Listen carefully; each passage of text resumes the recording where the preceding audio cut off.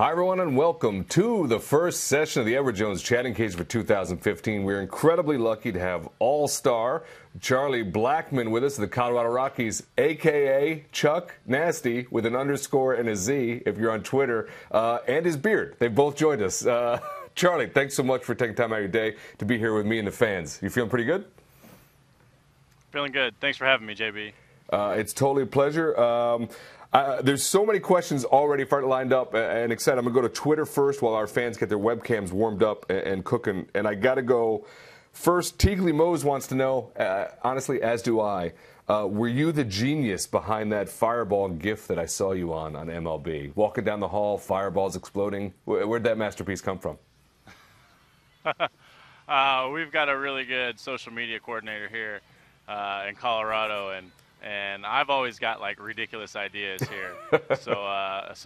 So Julian here, he's a wizard. I had an idea. I said, hey, like I'd really like to make this happen. I want to walk away from an explosion like the guys in the action movies. And sure enough, like 20 minutes later, we had a pretty sweet tweet.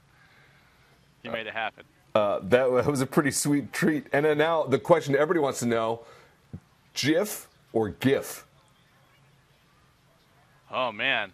I always read it, never have to say it. I would call it a GIF. All right, sold. I'm going to say that's a hard G there. I'm going to go with you. The originator of it argues with the rest of us, but I think by consensus we've now run in terms of that. I'm going to stay with Twitter. It's short-lived, but it's a specific question. I kind of like it. Baby K44, what's your favorite spring training memory? Spring training. You know, every year you're looking forward to the same things, showing up, seeing the guys again, feeling the camaraderie, being part of a team.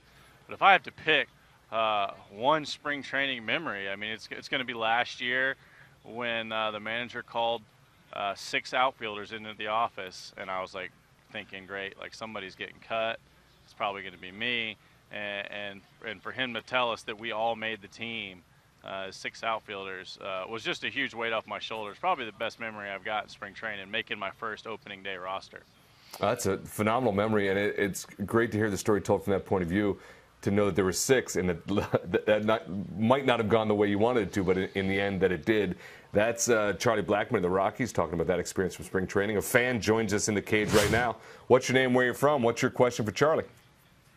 What's up, Charlie? I'm Doug. I'm from Aurora, Colorado. And my question for you is, who's the funniest guy? What's up, Charlie? Who's the funniest guy on your team and why? The funniest guy on our team, I'm going to go with Christian Friedrich. This guy's hilarious. He's a sleeper, left-handed pitcher out of the bullpen. You know those guys are crazy. They're a little off the rocker. He's that guy where, like, you can just see what kind of mood he's in by the way he's walking around, just kind of like bobbing around. And if he's on that day, like, he'll just be a character. He's a funny guy.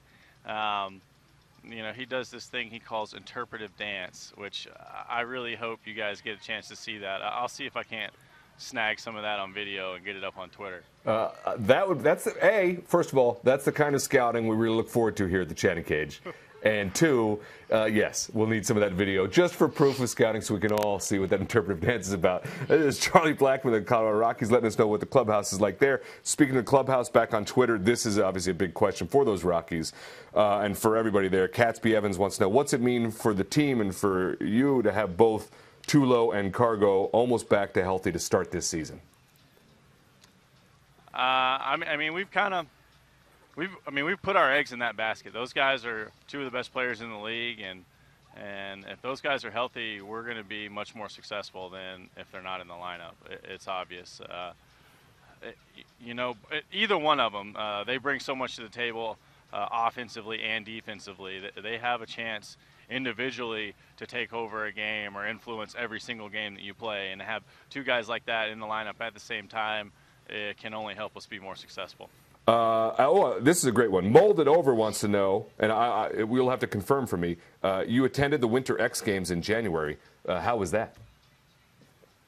That was really cool. The whole mountain winter sports is something I'm completely unfamiliar with. I've I went skiing once, like when I was in middle school, so I don't know anything about it. It was a really cool experience just to be around that type of culture, to see, some athletes, high-level athletes that are doing something completely different than what I'm used to. It was really a treat for me.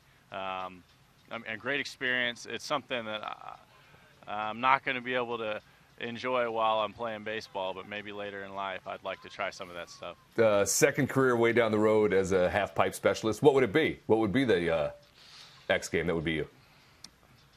I'll tell you what, those guys in the half pipe are absolutely insane. TV does not do it justice. I mean, that half pipe is pointed straight downhill. There's no way I'm doing that. I'm more like a recreational bunny slopes kind of guy. There's going to be no extreme sports in my future when it comes to snowboarding.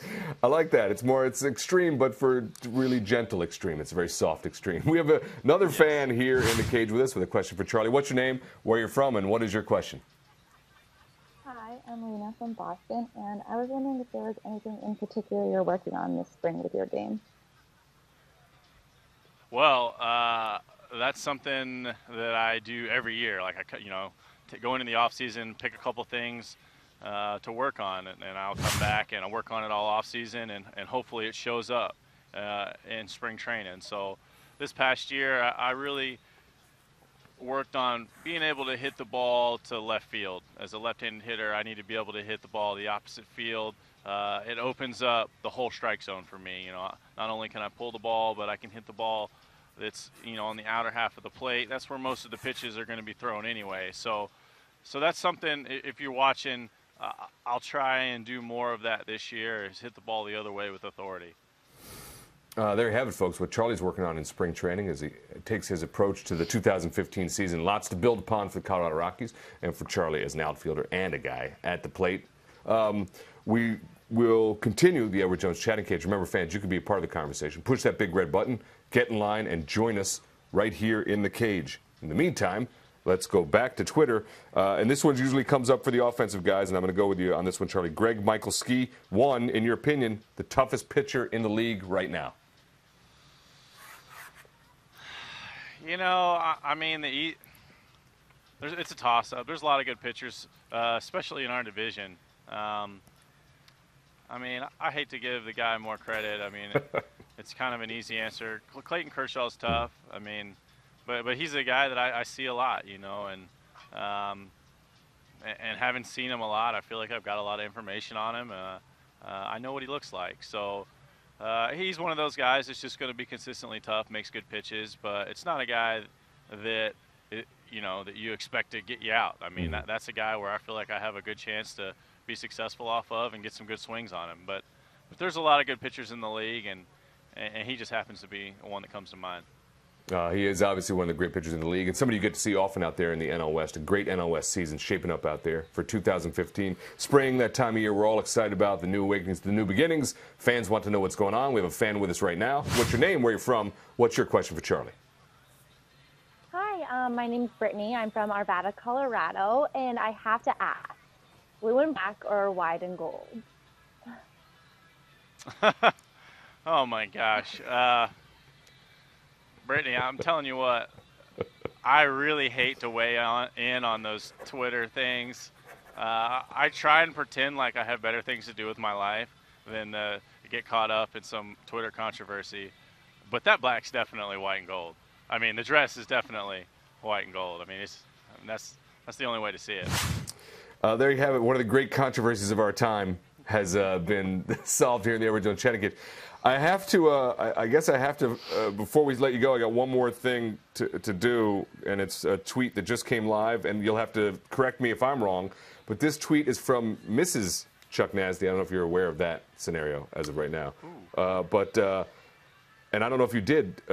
What made you choose finance as your college major? Is any of that tweet correct? It is. Okay. I chose finance. It interested me. I actually went back and finished my degree in finance after I made my big league debut, and it's something that I enjoy learning about. And I actually interned with the company for my first couple off seasons as a professional in minor league baseball. So it's just something I was good at. I'm good with math. I'm very concrete. I'm not artistic in any way. So that makes sense. It's legitimate. It's all about the economy, making money, that kind of thing. So I figured, why not study that? I think that's an excellent decision, and I'm so glad that Mrs. Chuck Nasty decided to tweet at us to ask about that. Now, is that news to you that there is a Mrs. Chuck Nasty out there on Twitter? It is. That's both exciting and a little bit makes me feel a little uncomfortable. A little alarming. Hey. We'll look into that. So she's probably a great fan. I'm glad she tweeted us. Thanks for taking time out. I'm glad we got a chance to sit down with you to start the 2015 season. Do you feel like you made contact in the cage today, Charlie? You feel okay about the day? Absolutely. Thanks, GB. I appreciate you having me. Hey, no problem. Always a pleasure. Best of luck this spring and throughout 2015. We'll catch up with you again. And fans, we'll catch up with you on the next session of the Edward Jones Chatting Cage.